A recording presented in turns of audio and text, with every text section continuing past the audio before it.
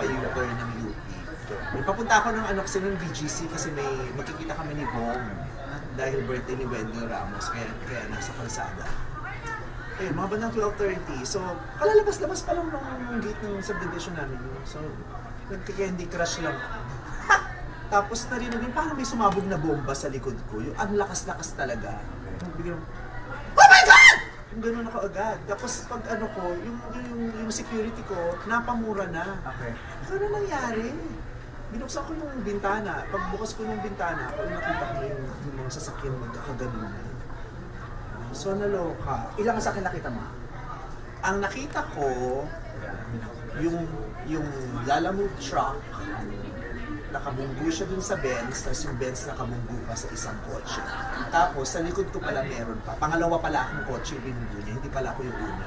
May isa pa, tapos ako, tapos yung Benz bumangga dun sa isa pang kotse, hindi ko alam.